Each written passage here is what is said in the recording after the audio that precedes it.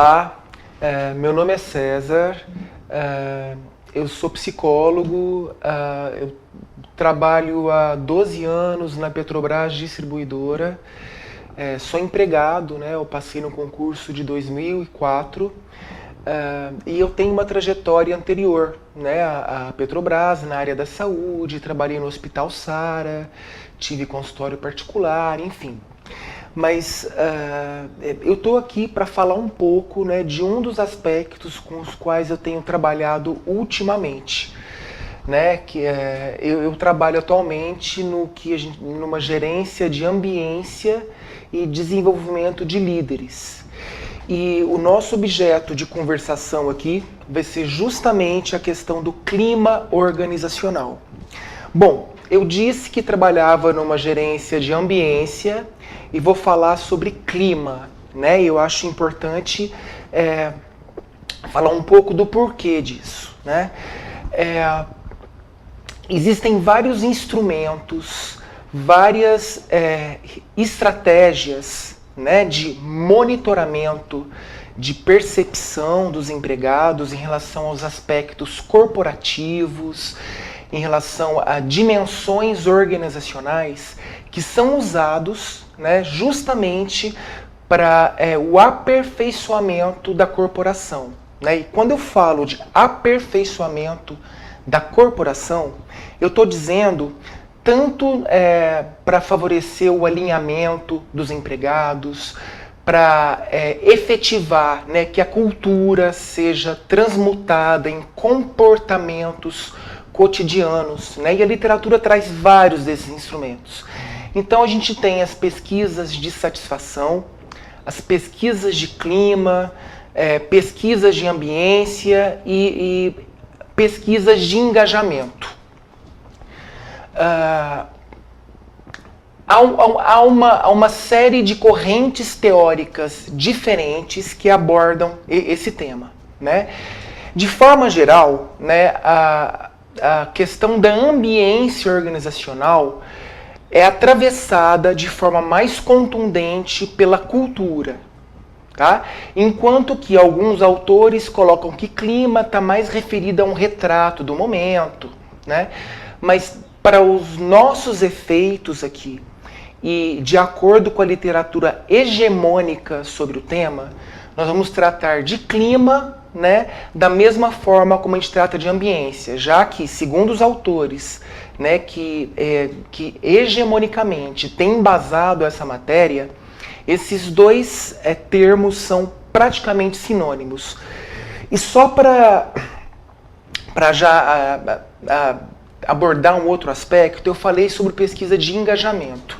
É que ultimamente existe uma tendência emergente nos mercados de que as pesquisas que monitoram clima e ambiência, elas sejam cada vez mais entendidas como a partir da sua relação com a produtividade, com a sustentabilidade empresarial, né, a partir da noção de engajamento dos empregados, né, e daí pesquisas de engajamento que também abordam a questão do suporte organizacional. Bom, mas a gente vai falar então, né, dado essa primeira conceituação geral, assim, passar um pouco de como que a literatura tem tratado esses instrumentos, a gente vai falar sobre a questão do clima organizacional, que se trata, né, de algo extremamente relevante na contemporaneidade, né? A gente pode considerar, é importante considerar que o atual cenário macroeconômico, marcado por incertezas, desaceleração econômica, aumento da competitividade, margens cada vez mais enxutas, né, pela complexidade, tem impactado de formas diversas praticamente todas as corporações, né, do mundo e do Brasil, demandando respostas adaptativas, né, visando ao incremento da efetividade organizacional. Nesse contexto, o engajamento, a produtividade e a prontidão para mudanças se configuram como atributos fundamentais para a sustentabilidade das empresas, né, e para a viabilização das estratégias corporativas. E se nós considerarmos, né, o quanto que se a gente considerar a relevância do clima organizacional para os principais aspectos corporativos, né, e para a própria sustentabilidade organizacional, nunca foi tão importante investir, refletir sobre esse tema como agora. E é por isso que é um tema... nós vamos acompanhar a evolução histórica, né, da questão do clima organizacional, e a gente pode considerar que ser nomeado de diferentes formas, né, seja clima, satisfação, engajamento, ambiência, esse é um assunto extremamente importante. Por quê? Quando a gente fala em clima organizacional, quando nós falamos em ambiência, nós estamos falando diretamente na viabilidade do negócio. Até pouco tempo atrás, quando se falava em clima organizacional, a compreensão sobre esse assunto, principalmente pela corporação, né, de forma geral, e eu não estou falando dos técnicos, era o do entendimento que clima não tinha a ver com trabalho. E é um consenso, né, que existe uma estreita articulação entre clima e produtividade, e sustentabilidade e trabalho. Então, quando a gente fala em clima, a gente fala em organização. Não tem como pensar em clima, né, fora da dimensão ocupacional. Tá? Embora essa expressão clima organizacional ela não seja tão antiga, né, a ideia fundamental que essa expressão encerra, ela já era encontrada em vários estudos desde a primeira metade do século XX. Na década de 30, a Escola de Relações Humanas de Elton Mayo, ela emergiu em decorrência de estudos coordenados por esse próprio autor em Chicago, na década de 1927, no ano de 1927, com a finalidade de determinar a relação entre luminosidade e produtividade. E na época, a conclusão do estudo, né, foi de que a produtividade, de fato, ela era afetada por aspectos do trabalho, mas não especificamente, né, da luminosidade, mas por aspectos da organização do trabalho, né, de como esse trabalho era organizado, de como se davam as relações. E ele estendeu os efeitos da organização do trabalho, não apenas para a questão da produtividade em si, mas também para aspectos como rotatividade de pessoal, afastamentos, absenteísmo, turnover. Tá? A mais antiga referência sobre clima organizacional é o artigo do Levin, né, de 1939, onde ele fazia uma associação entre os estilos de liderança e o clima social em grupos de adolescente. E desde o início do século, né, ao longo de todo o século XX, a noção de um clima interno vai se consolidando, né, e vão emergindo escolas de gerência que privilegiam o lado humano da empresa. A gente está falando de fator humano, né, dos aspectos relacionais, emocionais, psicológicos internos, que também ajudam a configurar o clima, né, e a dinâmica e o funcionamento das gerências e da corporação como um todo.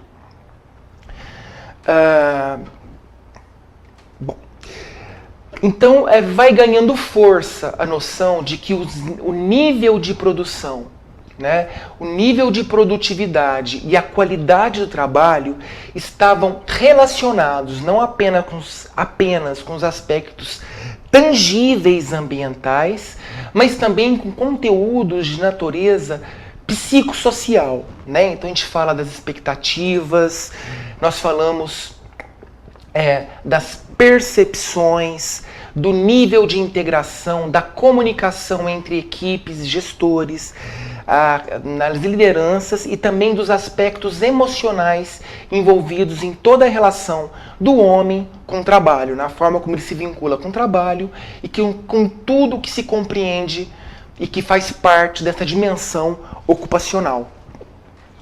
Nas décadas 50 e 60, a noção de clima interno se consolida nos modelos emergentes de gerência, né, de motivação dos empregados e também nos laboratórios de comportamento, principalmente aqueles advindos dos experimentos e dos estudos do Kurt Lewin. E daí a gente emerge a noção de administração participativa, qualidade de vida no trabalho, círculos de controle de qualidade e cultura corporativa, entre outras, como trazendo no seu bojo essa noção de clima organizacional. A gente vai agora considerar algumas, vou trazer para vocês, né, para compartilhar com vocês, algumas definições mais clássicas de clima organizacional, né? Então, Furhand e Gilmer, em 64, já descreviam clima organizacional como conjunto de características que descrevem a organização, as distinguem de outras, são relativamente duradouras e influenciam o comportamento. Como a gente vai ver mais para frente um pouco, essa noção é muito próxima da noção de cultura, né? Existe uma importante relação entre clima e cultura, até porque o desenvolvimento das empresas e o processo de transformação cultural se dá também a partir das mensurações e das intervenções sobre o clima organizacional, né? Que, como eu coloquei no começo, deve ser entendido como um instrumento de gestão e de desenvolvimento da organização. Champion define o clima organizacional como remetido às impressões gerais em relação ao ambiente de trabalho que reflete o comportamento organizacional. Baldrige, de 97, coloca que a percepção sobre a organização impacta níveis de satisfação, desempenho, padrões de interação, absenteísmo, rotatividade, retrabalho, erros e acidentes. O que há em comum entre esses diversos elementos, né, segundo Silva, é a referência à percepção, ou seja, quando a gente fala de clima, a gente fala de percepção, seja em relação aos aspectos corporativos, relacionais, aspectos corporativos como, por exemplo, remuneração, avaliação do desempenho, espírito de equipe, liderança. Então, todos esses aspectos, benefícios, clareza e direcionamento, são aspectos que impactam o nível de satisfação dos empregados no trabalho, né? E também, outro elemento em comum em todas as definições, além dessa referência ao intangível, à percepção, se refere aos impactos do clima na satisfação, motivação, comportamento das pessoas, né? Existe uma clara relação entre clima organizacional e comprometimento, e mais do que isso, entre clima e engajamento, né? A diferença entre comprometimento e engajamento. Engajamento se refere ao fazer além pela empresa. A gente fala de um esforço discricionário. Então, a gente acompanhou um percurso, né? Desde o início do século XX, quando aconteceram as primeiras referências, né, a noção de clima organizacional, até quando esse conceito ele vai sendo mais desenhado e vai ganhando contornos mais nítidos, sobretudo a partir da década de 60, com os maiores desenvolvimentos da psicologia organizacional. E por que, né, que esse conceito, que a questão do clima organizacional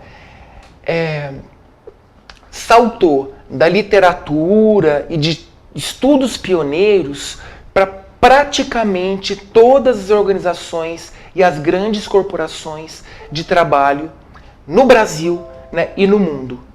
Né? Por que isso acontece? Em primeiro lugar, porque a literatura coloca de forma muito clara, né, a estrita relação entre clima organizacional e produtividade. Teoricamente, né, níveis mais elevados, né, de clima resultam em maior engajamento, prontidão para as mudanças por parte dos empregados, né, e são sinalizadores para o mercado quanto à capacidade daquela organização se manter produtiva e sustentável ao longo do tempo. Nós sabemos, né, que que nós podemos trabalhar sob estresse, né?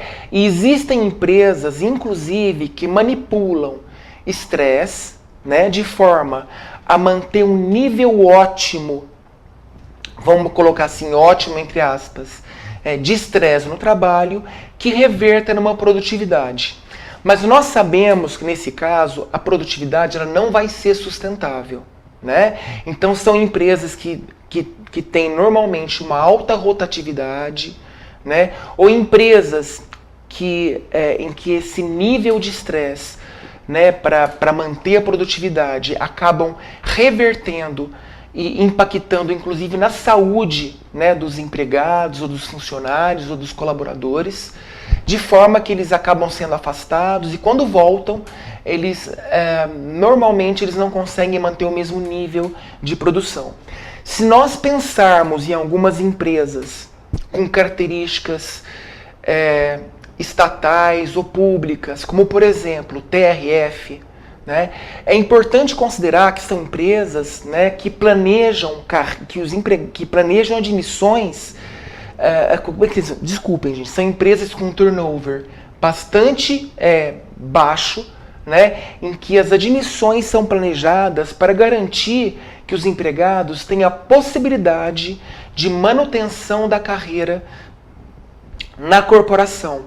Então, empresas dessa natureza, a preocupação com a questão do clima, né, que como a gente viu, está estritamente relacionado à questão de uma produtividade que seja sustentável, que se mantenha ao longo do tempo, ela é fundamental, né? Já que não há troca, não há rotatividade, né? São aqueles empregados que devem continuar trabalhando, produzindo e se desenvolvendo na corporação ao longo do tempo. Então, como a gente viu, né, um dos aspectos que torna a questão do clima extremamente relevante no contexto atual se refere à estrita relação entre clima e comprometimento, entre clima e engajamento, que reverte em produtividade. Nós sabemos que os indicadores de ambiência são informados para o mercado, inclusive, como forma de sinalizar a capacidade e o nível de produção das organizações. Portanto, existe também uma estreita articulação entre a noção de clima e a questão da sustentabilidade. Ou seja, a possibilidade de que as organizações elas possam dar conta de se reorganizarem e fazerem frente às demandas que vão emergindo no mercado, né? As demandas que emergem tempo a tempo. Né? Então, a possibilidade da empresa se manter sustentável, se desenvolvendo ao longo do tempo, ela também é decorrência, né? E existe uma articulação, uma correlação entre o clima, né? Os indicadores de clima e a sustentabilidade das organizações, o que se torna extremamente importante, sobretudo no cenário atual, marcado por incertezas, né? pela não linearidade, né, pela pós-modernidade, pelo que a gente entende, né, a gente diversos autores do campo organizacional colocam que as organizações, né, elas têm o desafio no momento de lidar justamente com a incerteza, com as mudanças, com a volatilidade. E se o clima está ligado à possibilidade dos empregados estarem prontos para as mudanças necessárias, então a questão da sustentabilidade também ajuda a explicar a relevância do clima organizacional. Tá? Bom, então a gente começou a falar, por enquanto, por que para as empresas é importante a questão da produtividade. Desculpa, a questão do clima. Porque existe uma associação entre clima organizacional e produtividade, colocada pelos principais autores e pelos mais clássicos, né? A gente pode citar, por exemplo, Pascal, que é um autor que não é do campo da psicologia organizacional, mas que embasa algumas práticas psicológicas também. Né? E porque existe uma correlação entre clima e sustentabilidade. A gente vai continuar na sequência, trazendo algumas outras, continuar assim, com essa lógica e mostrando o que ajuda a explicar a relevância do clima organizacional na contemporaneidade.